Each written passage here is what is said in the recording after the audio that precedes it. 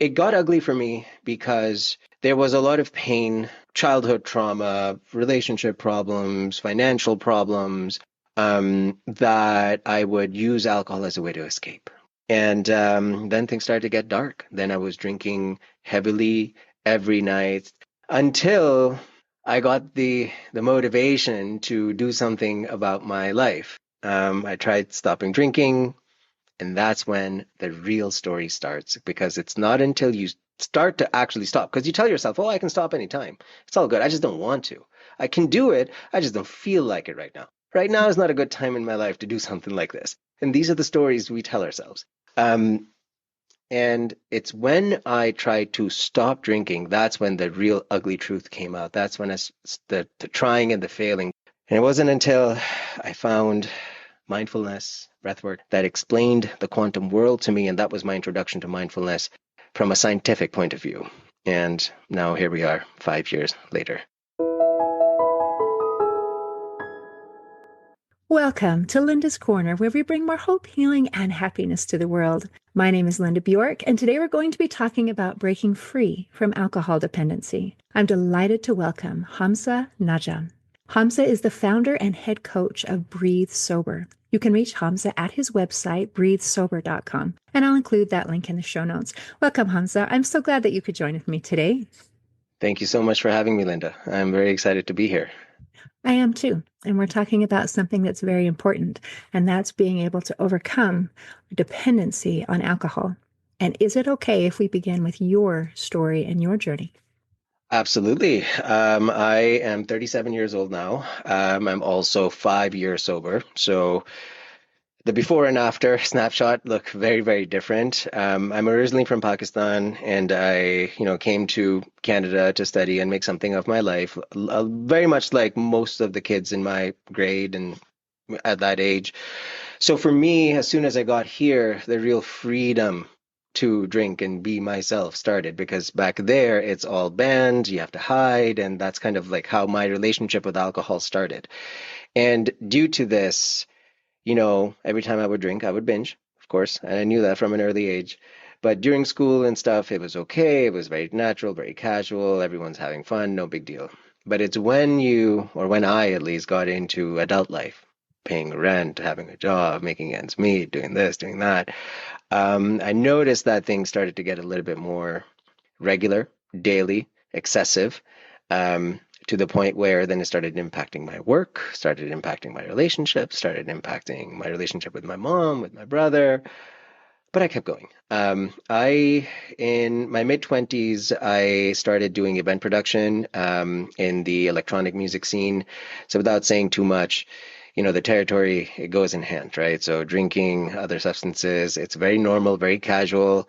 I remember there was a specific meeting. We were putting together a festival for thousands of people. So we had to work with other promoters, and one of them was a big player in the industry. They invited us for a meeting on a Wednesday afternoon, and they served us whiskey for refreshments and some other other things at 3 in the afternoon. Just to give you guys, the listeners, some context. It got ugly for me because there was a lot of pain, childhood trauma, relationship problems, financial problems, that I would use alcohol as a way to escape, just escape, escape, escape. I would hate my life. I would hate, like, I would come home from work, and even before I got in the door, I've already, started. I got a bottle of wine, had a couple of swigs, and got home, poured a glass. Like that sort of routine is what I found myself in.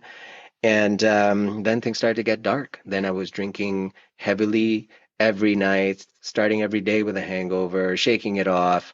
And in the process, I had gained significant weight. I had built a very negative view of myself. I felt weak. I felt powerless. I kind of had accepted that this is it, that I'll always be a heavy drinker. I'll always, this is how it's going to be. Until I got the motivation to do something about my life. I tried stopping drinking, and that's when the real story starts, because it's not until you start to actually stop, because you tell yourself, oh, I can stop anytime. It's all good. I just don't want to. I can do it. I just don't feel like it right now. Right now is not a good time in my life to do something like this. And these are the stories we tell ourselves. Um, what can I say? I made a lot of mistakes, skipped rent, spent my grocery money on alcohol, and then struggle for the remainder of the week until payday, living paycheck to paycheck. Um, and it's when I tried to stop drinking, that's when the real ugly truth came out. That's when the trying and the failing, the trying and the failing. Every morning I would tell myself I'm done. But then by evening, I would do it all over again, pawn it off to tomorrow. And I know that most of us are in that mindset as well, where when we are trying to do something about how much we drink. And it wasn't until I found mindfulness, breathwork. I read a book by Dr. Joe Dispenza that explained the quantum world to me. And that was my introduction to mindfulness from a scientific point of view. And now here we are 5 years later. This is the summarized version. I hope I did it justice. Oh, that was fantastic. Thank you. Thank you for sharing. And you brought in so many wonderful things that we can talk about, things that we need to pay attention to in order to win. I was fascinated that the very first reason and desire to begin drinking was a desire for freedom. I want freedom and I want to be myself. And those are two beautiful things. I mean, how often do we talk about freedom? And being myself, sometimes we use the word authentic. I want to be me. I mean, those seem like such beautiful things and wonderful things. And it feels like alcohol is a wonderful way to be able to express those things. And it really seemed to work for a while. Yep. Until it didn't. And then I loved you did bring up, and we're going to talk about more, that there are deeper reasons where it changes, it morphs. I don't know at what point, but instead of being, this is a way to express myself, to be myself, and to be free, now I'm using it because I don't like who I am. I don't like my life. I don't like anything about me. And so I don't want to think about it. And so now I'm going to cover it up. And these are very different motivations, where instead of saying, gosh, now I'm free, it's I want to be free from pain. I want to be free from discomfort. I want to be free from reality if I don't like what I see when I look in the mirror. And those are very, it morphed, it changed Yeah. into something else. And then I thought it was so enlightening when you said, okay, the real challenge is when you try to stop, when you finally have a desire, you finally have a motivation. I want to do something different. And now I realize I can't. I'm trapped. This Yep. thing that I thought was going to give me freedom, that I thought was my freedom, somehow changed into a cage for me. And now I'm stuck. And that is, I think, terrifying, Yep. because that is not why you started in the first place. So thank you. And now I'm just kind of going to whirl that around in my mind for a minute, because it's deceptive. It is not what it appeared to be. And I'm Yep. sorry. I'm sorry that this beautiful, glittering, wonderful solution, it feels like a solution, Yep. isn't what it appears to be. Okay. We're also going to talk about the idea, and where we're really going to go, of course, is, okay, let's say I've been in this place and I finally have made a decision. I want something different. And now I have just awoken to the reality that I'm trapped. I Yep. can't get out. And a lot of people misunderstand this being trapped, and they think the thing that is trapping them is a lack of willpower. Yep. If I were just strong enough, that would make all of the difference. So, do you want to elaborate on that misunderstanding a little bit? Absolutely. It's such a wonderful thing that you've just pointed out. What happens is, well, first we keep telling ourselves that, okay, I can stop, I can stop, I can stop whenever, until we try. And then we're met with the shock of, dang it, this is way harder than I thought. Then here comes the main problem, which is when we try to stop drinking, what do? All of us. If I just don't drink tonight, I'll be okay. If I just don't see that friend of mine, I'll be fine because I know she likes to drink every time. If I just don't go out to this birthday party, then I'll be okay, right? But what we're doing is we're telling ourselves that alcohol isn't the problem. And that couldn't be, or that alcohol is the problem, that I just need to, just if I just don't drink, everything will be fine. Unfortunately, that couldn't be further from the truth. And the reason why we feel stuck is because we're met with what I like to call the enemy that we cannot see, which is your subconscious, right? Your subconscious, I mean, it's not your enemy. It has only one job, which is to do what you want to do, right? What is the true desire within? It's just serving it up for you. And what we miss is when you look at the science of how any habit is formed. It's based on something called Hebb's law, which is neurons that fire together wire together. Practice makes perfect. We all know that, right?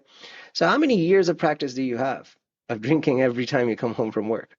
How many years of perfected practice do you have going out for brunch on Saturday and keeping it going all the way till the evening without anyone really finding out, right? Think about it.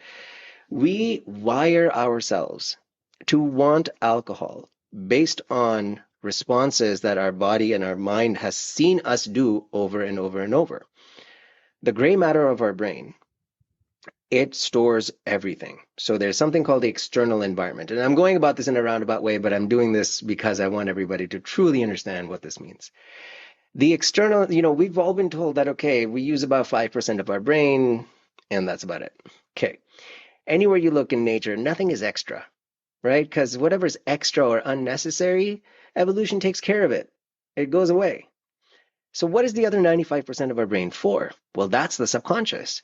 And more specifically, every single experience, I'm talking smells, sounds, people, rooms, houses, bars, job, office, car, your bedroom, your living room, your basement, all of it.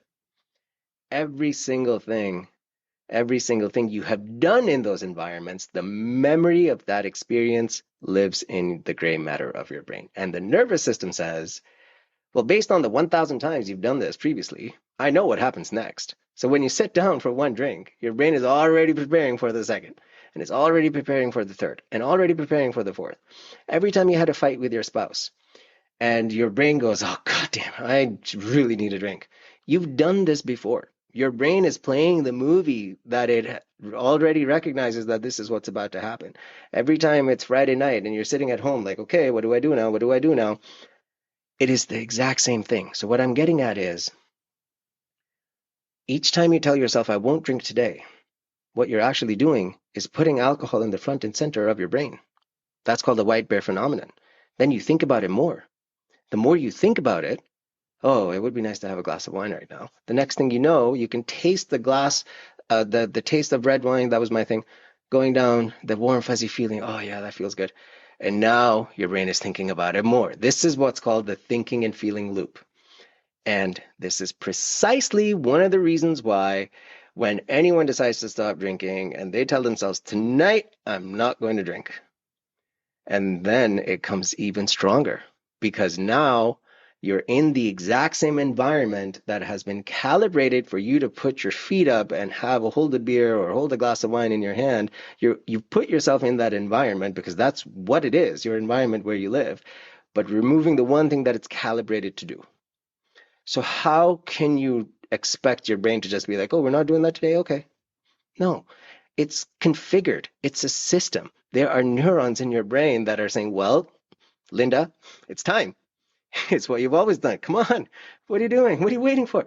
Right? And that is the main problem. The other problem is all the painful emotions, all the drinking to numb ourselves, all the drinking to escape. And I know all of us do it to some capacity. Some are doing it for tragedy, loss, trauma, childhood issues. Some are doing it because life is stressful. Some are doing it because that's what it is. But the reality is that each time when there's deep down inside, you're doing something that you shouldn't be doing, but you do it anyway, and then you wake up with regret again, all over again. And then you start drinking to get rid of that feeling, hair of the dog. Well, what you're doing is you're not getting rid of any of these emotions. You're just burying them. And that negative pent up energy that gets stored in your body, that's what creates or adds to the dysregulation in your nervous system. In addition to this, alcohol disrupts your dopamine secretion, your serotonin secretion, your GABA secretion. So your chemical imbalance is all over the place. So the moment you decide to stop drinking, day one, day two, day three, you are raw. Your body's craving it. And that is why, because all the systems that you've put in place, plus all the chemical imbalance, it makes it so unbearable to be sober. Day one, day two, day three. There's one more thing I want to share with everybody. Alcohol is both water and fat soluble. That's the only thing that's water and fat soluble. Other drugs, heroin, cocaine, whatever, they just attach themselves to the membrane of the cell. Because of this property of alcohol, what happens is it lives in the environment of your cell, and it takes 72 hours for it to metabolize and completely leave the body. When that happens, and everybody is right now thinking, holy shit, the third day is the toughest. Why is that? This is why. Because when alcohol is fully metabolized from your body, the cells in your body notice a change in their environment. And when that happens, how are you going to fight that? Because that's when the cells are sending signals to your brain saying, hey, something changed. What happened? What happened? What happened? Because that's the environment that they've been in, right? So I'll pause it there, but this is why. This is why it is so hard to drink, to stop drinking. Wow. Oh my gosh. So, so many things. So your very cells in your body are crying out for it. There's something Yep. wrong here. I am missing something that is supposed to Yes. be here. I'm having a problem. Your brain, the subconscious part, which is 95%, is saying, this is what we do. This is what we do. Come on, Yep. let's do this thing. And we're trying to cover up and numb things that we don't want to feel and we don't want to deal with. And so it sounds like the cards are really stacked against trying to have some success if you really mean, I'm going to change this time. I'm going to Yes. stop doing this thing. So you've given us the bad news, and it's bad. So Yep. can we have some good news now? Yeah. The good news is the exact same system that you used to get yourself in this place is the exact same system you're going to use to get yourself out of it. It's the same principle of how habits are formed. The first thing we have to do is first accept the fact that alcohol isn't it. You have to work on your nervous system. Now, what does that mean? That means there's nothing fancy about it. There's breath work, there's meditation, sitting with your painful emotions, all boring stuff that we all hate to do.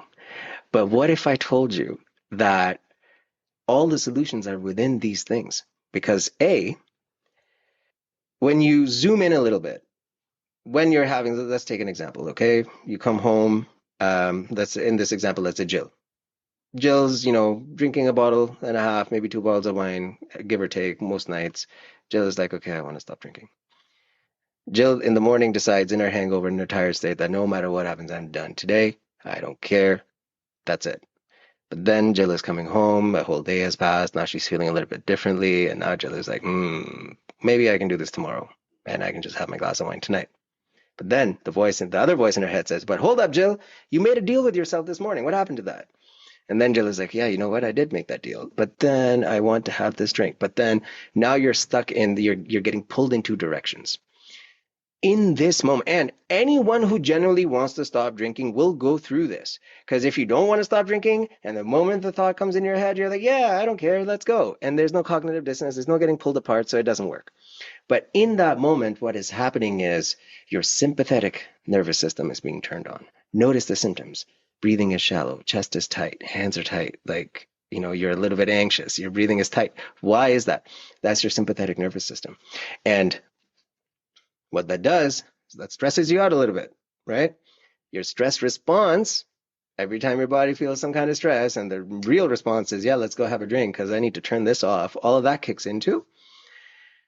And this is where your breath work comes in. And that's why I built an entire year-long program focused on the art of breathing. Because when you are craving that drink, what you are actually saying is, I want to change how I feel inside. I don't like how I'm feeling right now. And that's what I want to change. And the exact same thing can be done by activating your parasympathetic nervous system, which is the rest and digest and relax mode by way of your breath. And most people tell me, like, what do you mean? How does this? But until they try it for the first time, we enroll about 15, 20 people every month. Most of them after their first session are like, whoa, what? I didn't know this could happen. I didn't even think this was possible. But what you're doing is you are acutely addressing the parts of your nervous system that are wound up in the drinking habit. So the same way you built the drinking habit, you have to build the sobriety habit. Now, unfortunately, it involves sitting with your feelings. Nobody likes to do that. But nobody told us that this is the way to liberating yourself from all the nasty things inside that you just don't want to deal with. And the more we drink, the more we create problems for ourselves. And then the more we focus in our sobriety on solving those problems, meanwhile, the rest of the other problems that we had, they just get stacked further and further back. And we just keep going round and round and round in circles. But when we start using our breath to first recognize the symptom, what it's coming, where it's coming from, then you also have to do some digging in your root cause. What is it that is driving this for you? I'll give you guys an example. This is my personal example. My habit was, as soon as I get home from work, I got nothing to do. I'm just going to drink. That's it. And sometimes it would be a bottle, sometimes it would be 2 bottles, sometimes I would go out, whatever it is. And the biggest trigger for me was, well, what else am I going to do at home? It's the summer, it's this, it's that, whatever. But what else am I going to do at home? That was the thing. So the first night when it all started for me, I sat with myself. I'm like, okay, why do I want to, what is so bad about this? Well, I'm bored. That's why. Okay. And this is the 7 why exercise. This is the phenomenal exercise to get to the root cause. Why is that? Well, I don't really like the thoughts that come up in my head, and I don't want it. I don't want to feel that. Well, why is that? Oh, well, because I guess then it reminds me of all the things that I've done to ruin my life, and I don't want to think about that. Well, why is that? Because then I have to do something about it, and I don't want to do anything about it right now because I know how hard it's going to be. Why is that? Right? And it came down to the fact that I was just unhappy with my life and running away from it all. And that was my boredom. So it wasn't boredom. It wasn't alcohol that I was seeking. It was the fact that I didn't want to think about what I really have to do, what I knew I had to do to change my life. Just didn't want to think about it. Running away from it, turning away from it. And it's so easy to do that with alcohol. And therein lies the real change that we have to make. We have to sit with these feelings. And until we do that, you will never know how liberating it really is. Okay. Those are the steps. And how liberating it is. Okay. So we need to give a silver lining when we're talking about, I don't want to deal with this because it's going to be hard. And it is. And there's no way around it. Is it worth it? Oof. Without a shadow of a doubt, because the suffering that you are thinking you will have to do, it's going to feel like a tenth of that when you're actually doing it. Second thing is you get to feel immediate benefits. The positive feedback loop is immediate because what happens when you keep burying something that's been trying to come up for years or months even, and then finally you're like, all right, let me just sit with this. Let me make sense of this. And let's say part of this story is you did something bad that you feel shameful about, or you may have not forgiven yourself for, or whatever. Let's say a big breakup where you were at fault. I was at fault every time. Anyways, you finally address that. You finally sit with it and realize, wait, that wasn't so bad. Okay. But you feel this weight lifted off of your shoulders because you finally acknowledged and addressed it for what it was instead of running circles around it. Number one. Number two, when you use breath work to enter a state of mind, which is an alpha state, a meditative state, a calm, peaceful state, right? So take a lake, for example. If the top of the lake is your mind and there's a big storm, no matter how crazy the storm is, bottom of the lake is always peaceful. And that is the bottom of your lake. When you get to that place, when you're working with love, when you're working with love for yourself, it's easy to forgive yourself. It's easy to accept that you're a human being, you make mistakes, and now it's time to focus on the solution. And that is when things start to change. That is beautiful. And I loved your analogy of the lake, because I think a lot of people, we feel like we're in a storm. It's hard, it's scary. And that thought, that image that if we go down deep, it's peaceful. It is peaceful. And we're going to go back again. The idea, what we're seeking with alcohol or with any kind of substance really is, I want to feel good. And maybe I want to feel better. I want to feel good. And I know how to do it. We've talked about your brain says, this is what we do. This is what we do. And the wonderful news is it's not the only way to feel good. There are other ways that we can feel good, other things we can do to make us feel good that don't have any negative side effects. They don't ruin our relationships. They don't give us hangovers. They don't make us miss work. It's not a balance between good and bad. It's good and more good. I guess the downside is you said it's boring. It's not nearly as sexy and accepted as everybody going out and having a drink together, you know? Yeah. And I mean, the sexy part is pretty much only for the Instagram. When you take pictures at the start of the night, post it up, and then forget about your phone for a while. Nobody takes pictures of 7 a.m. when they're walking home. So there's that too. But one thing I wanted to add here is that the feel good factor, right? You said something that reminded me that all of us, including myself, we are told, especially if you are, born in the 80s, 90s, 70s, the world was a different place then, but all of us got accustomed to things that make us happy, money that will make us happy, having a partner that will make us happy. However, all of us are chasing a destination that is not here right now, whether it's in the near future, whether it's in a few years from now, but when I have that, I will be happy. But what happens when you get it? You're still unhappy. Then you want something else, and then you want something else. And what I'm trying to make, the point that I'm trying to make here is that the feeling of love is nothing more than a frequency and a chemical reaction. Okay. But more importantly, frequency, vibration. The law of vibration applies to everything that ever existed, including you and me.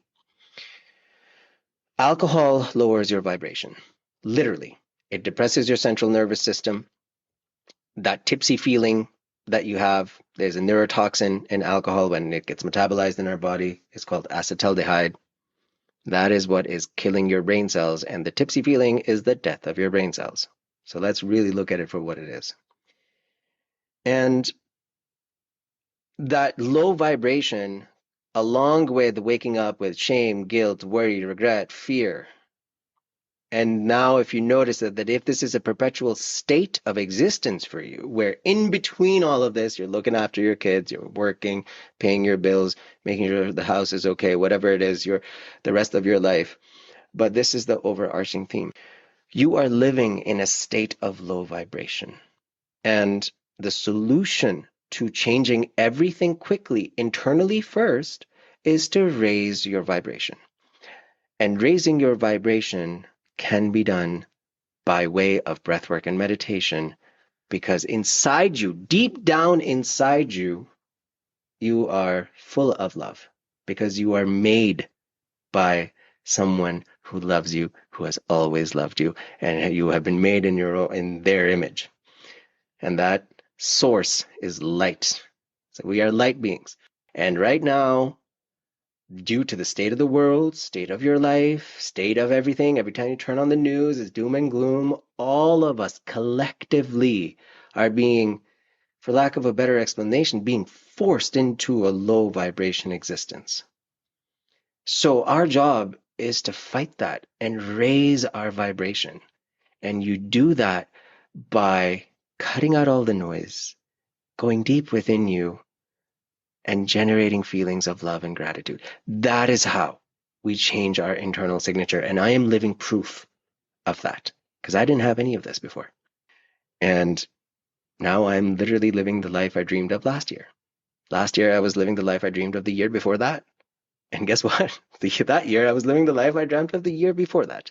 Before that, before 5 years of sobriety, I was stuck in the same life, same year repeating itself. I'm just getting a little bit older, a little bit fatter, as the years go by. But that was it. So it's up to us to have a different year versus the one that we just lived.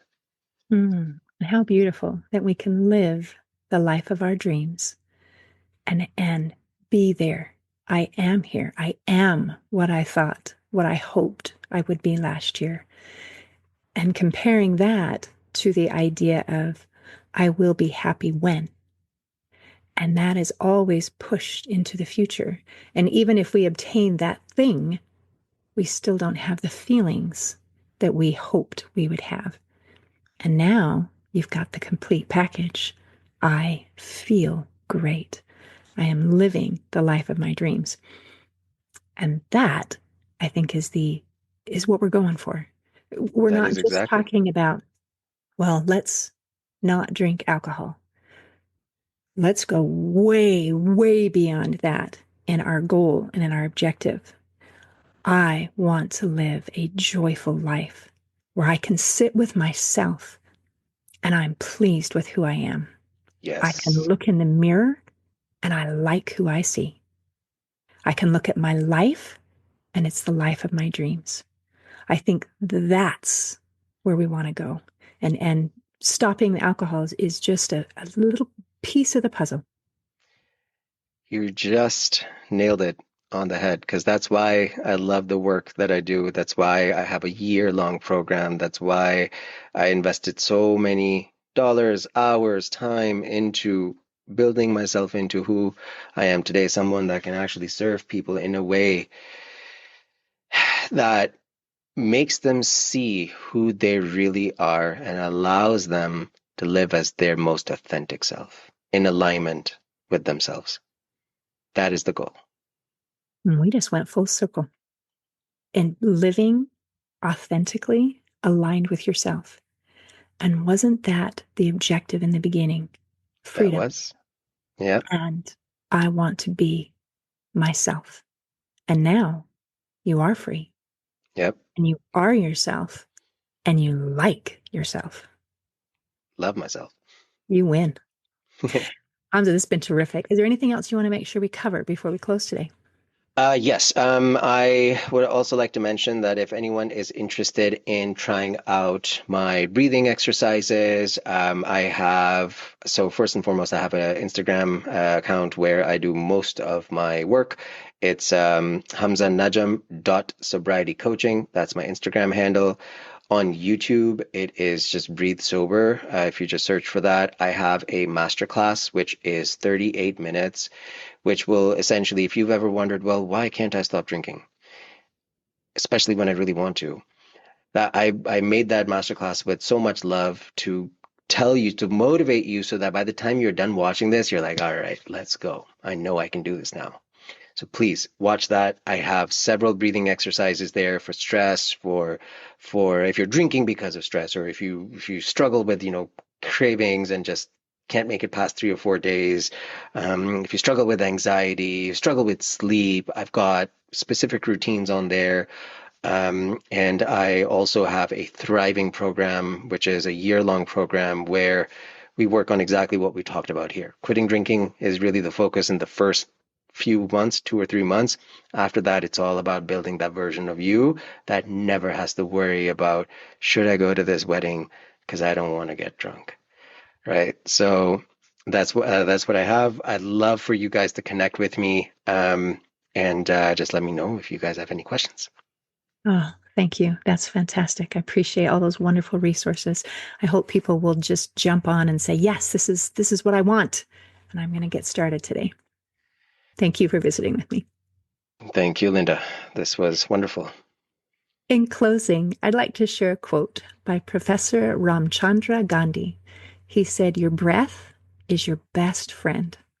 Today, I invite our listeners to utilize the breath as a healthy way to calm stress and deal with our challenges. See you next time on Linda's Corner. Thanks for tuning in to Linda's Corner podcast. If you enjoyed this episode, please subscribe and share it with your friends to help us inspire even more listeners.